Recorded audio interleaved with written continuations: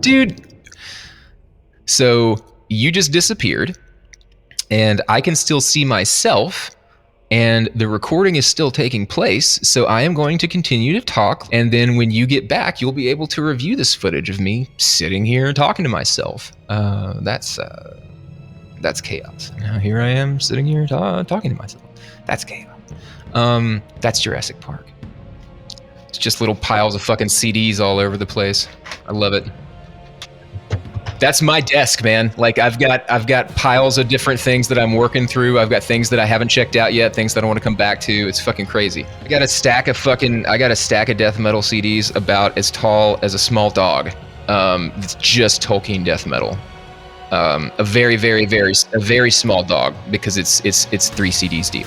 I had this period a few years ago where I was like stuck in this Lord of the Rings and the Hobbit I was just fixated on these things, and I was watching just those movies every single day, like letting them play all the time. And like that was the point, I think, where my wife was just like, all right, you know what, we can't fucking do any Lord of the Rings anymore in here. Like this is just like Iron Maiden and fucking Typo Negative. You can't play these things around me anymore. You've worn me down. I'm sick of your bullshit.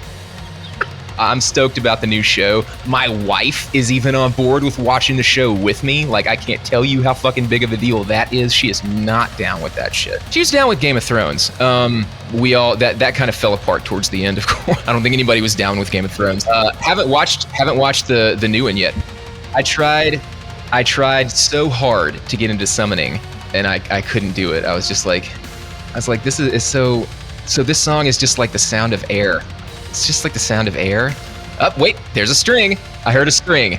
Fucking, just the summoning that I've heard.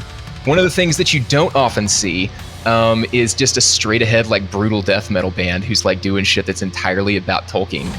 So the brutal death metal KHAZADDUM, absolutely cool band. Definitely check them out. Plagues Upon Arda came out in 2017, and it's definitely worth it. This right here, Plagues Upon Arda is sick as fuck.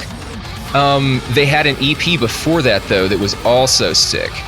Absolute fucking like killer band, dude, and they've been gone for a while. I think Plagues Upon Arda, 2017 is when Plagues Upon Arda came out. I hope that they fucking do some new shit. And one of the things that I like about KHAZADDUM is because, like, I guess there's something about Tolkien lore that just sort of speaks to metal fans. Because they use a lot of it and they incorporate a lot of it. I did way back in like I guess it was 2016, maybe it was 2017. I did an interview with a singer for a website that I used to write for. A singer, his name is Luca, and we talked about like Tolkien lore and all this stuff, and he's super fucking into it, and it was just a great, cool conversation. Now, let's talk new stuff. So maybe it's not new, but it's new to me. And so Mines of Moria. Yeah, this came out. So it came out last year on Reality Fade. This is really cool because I feel like it has the heft of death metal, but there's a lot of progression. There's a lot of like there's deathcore elements in here. They would be perfect on either Artisan Era or Unique Leader, I think. Now, this record came out on Reality Fade, and the reason that I mention those two labels is just to sort of contextualize it, because I don't feel like this is Reality Fade's typical standard fare. But Mines of Moria put out an EP called KHAZADDUM last year, and it was just one of the, like, I was not expecting to find it when I was trawling the gore-soaked depths of the fucking Comatose Music online distro shop, and I was like, is that a fucking Balrog? Because like I wasn't paying attention to the letters or anything like that, and I looked a little bit closer and I said, it is indeed, and I grabbed this shit and I was down with it. In the Comatose distro, it's listed as just deathcore, right? It doesn't say anything about the symphonic elements, doesn't say anything about like the brutal death metal elements and the slams. There's some slams in here. It just says deathcore, and like, so in my mind I'm waiting for like, you shall not pass.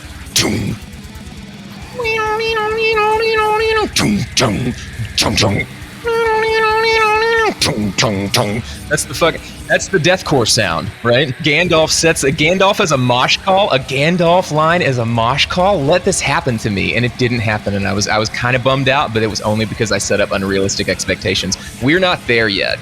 Deathcore simply has not evolved to the point where you can bring that kind of Tolkien influence in and get like something serious. It would be cool, don't get me wrong. Just because I'm laughing at it doesn't mean it's bad. But like, those two things are just so disparate to me that like I would be like, is that fucking Theoden? There is a song on here called SLOB, right? Like the spider, except it's an acronym. S.H.E.L.O. I want to know. I'm gonna open the liner notes right now and see if it's like an acronym for something. Okay, here it is. This is what they've done. Holy shit, Minds of Moria. I'm liking what you're doing. I'm smelling what you're cooking. I'm picking up what you're putting down. Silent her embrace, latching on breathless.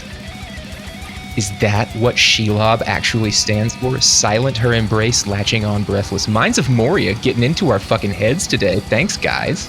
It's really cool. And that's why we bring this up right now, because you guys need to hear about it. If you're watching the show, we want to turn you on to sick shit. We want to turn you on to KHAZADDUM. We want to turn you on to Minds of Moria. And we think that you should watch the new Lord of the Rings series while you listen to these things, and while you go ahead and do your best to sort of replicate recipes from Middle-earth that you can eat while you do these activities. So the reason that I even found Minds of Moria, obviously the timing was great, right? Because of the Lord of the Rings series that's come out, and that was a fun thing to talk about. But I was on the Comatose website buying two CDs that I've been meaning to get to for a while. The first of which was SLOB's Deep Woods Shack of Sodomy.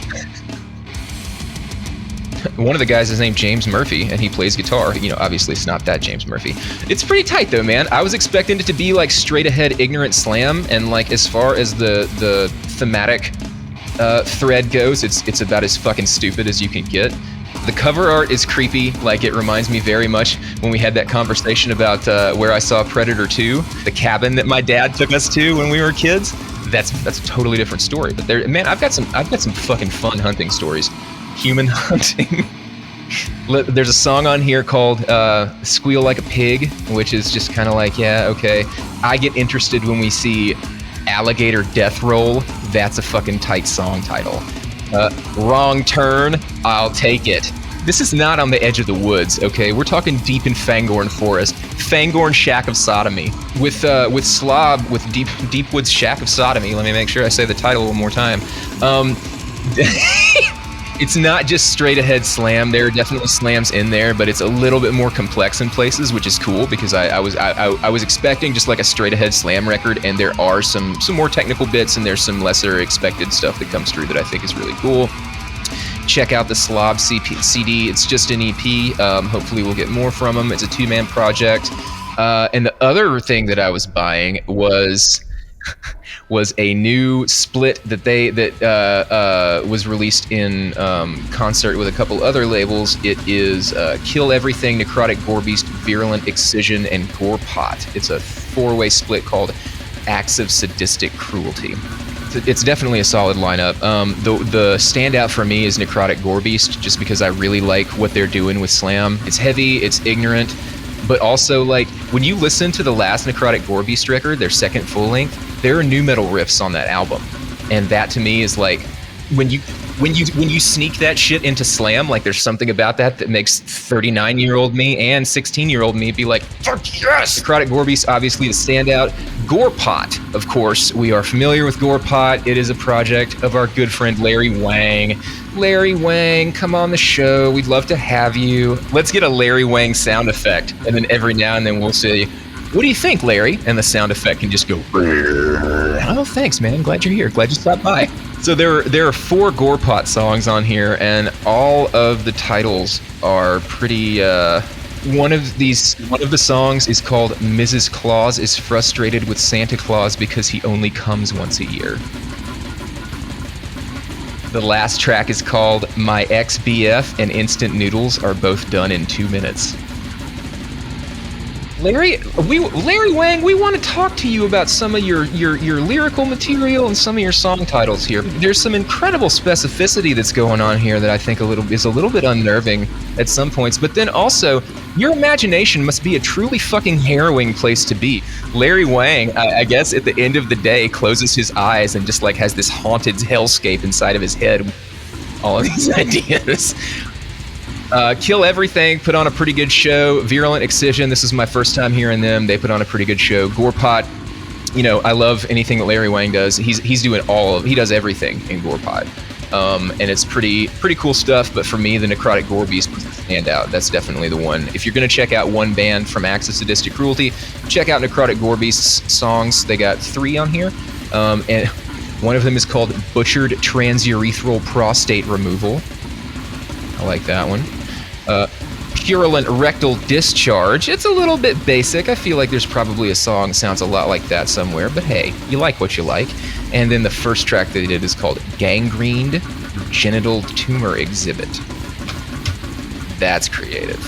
Some sort of performance art piece where you go and view tumors. Like, that paints a scene for me. Thank you, NECROTICGOREBEAST. Like, that tweaks me in the old imagination. I'm a fan. I'm a fan.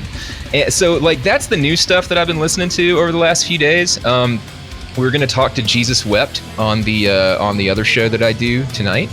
And so I've been listening to a shitload of Jesus Wept. Jesus Wept dropped they've dropped a couple of different things. One of them is an EP, and it's also a collection called Apartheid Redux.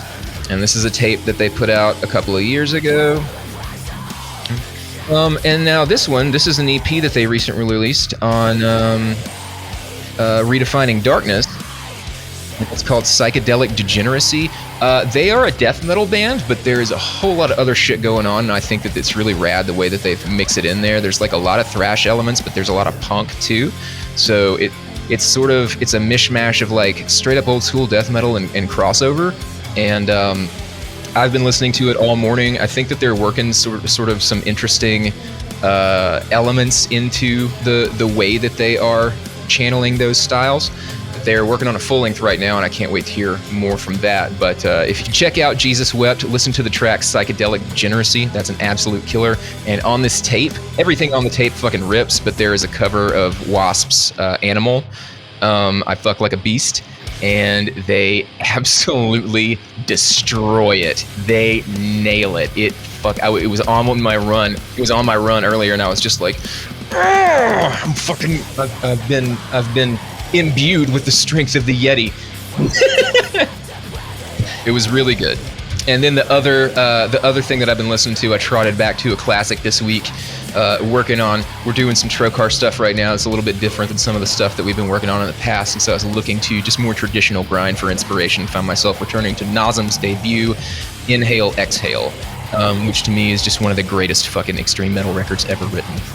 There's so much cool shit going on here, and once again, so much different shit going on here, right? Like, they're processing all these influences into grind, but at the same time, like, there's punk songs on here, and there's death metal songs on here, and it's just so intense and so extreme, and it is a grind band, but like, and especially later in their career, you know, you start to see them experiment more with different elements of it.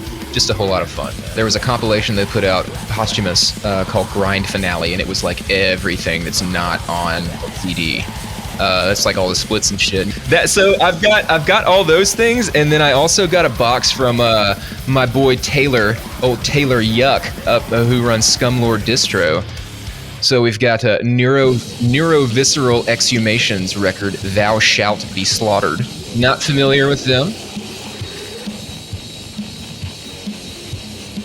I mean, I'm pretty sure this is a bunch of guts. I feel like this might be a gore collage. Next up, Sanctioned. Yeah, Sanctioned, a record called Annexation. I'm getting major sick fuck vibes from this, just because it looks like maybe it was the same cover artist. It is, I guess these are like ancient soldiers, like holding, oh, that's a priest's head. There's a lot of shit going on here, man. Yeah, Annexed by Sanction. Next up, the split from Fumigated and Death Fetish. I have heard Fumigated before, and I'm stoked about this. I got 2 more in my pile. Vomit Noir. It is Les Miasmes de la Deliquescence. I guess this is something about miasmas and something turning liquid. So that's tight. Like, those two, when you put those two things together, you know that I'm going to be down. Deliquesce is when something turns into a liquid. So this is a record about the stinky shit that happens when let's say like a rotting body liquefies. I feel like that's the next, and the next one is the last one, and this is the one that I'm most scared to listen to.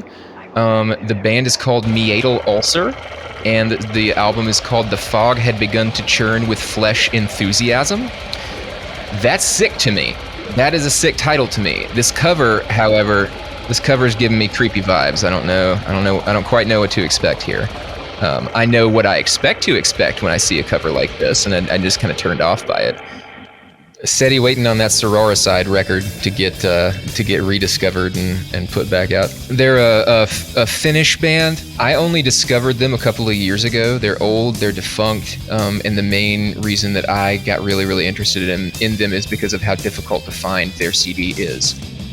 Goes for thousands of dollars. So, and one of the first things that I did was like talk to some of the oh shit, they put out an EP in 2009. I didn't know about that. They put out a record in 1991. It was called The Entity. Came out in 1991 on CD and vinyl, and those are the only two versions of that album, as far as I know. The first things that I did when I found out about how scarce it was, this was something that I only found out about, the band itself, the record itself, and the scarcity of the record these days. I only found out about this after I'd started Death Drive, and I had connected with a bunch of people. And one of the first things I did was go to Sean from Desert Wastelands and be like, dude, how do you find their, because they re-released that Desecrator album from forever ago. And I was like, how do we find, like, how'd you do that? And how do we run these fucking Sororicide guys down? And like, he sent me a message back literally fucking laughing at me.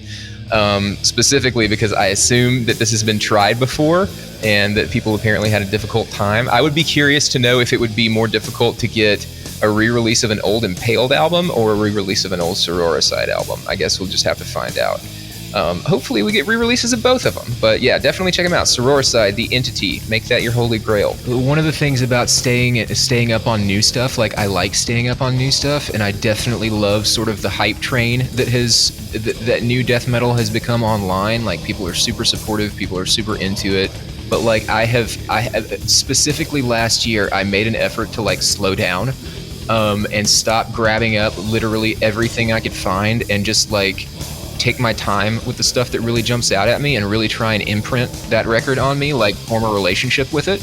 And it's been really rewarding. The downside of that is I'm gonna miss some stuff from time to time, but at this point, like, I'm surrounded by so many people who love this music the way that I do that like one of y'all is eventually gonna turn me onto it. And maybe I missed out on it last year, okay, fine. But now I've got this brand new experience that I get to go enjoy, you know what I mean? So there's room for everything. Like I feel like there's all kinds of different ways to listen to this music, and then ways to find new versions of this music. Death metal is really cool because you can find just as much new shit in the past as you can in the now. You know what I mean? There's so many fucking nooks and crannies, and go fuck yourself. I love you.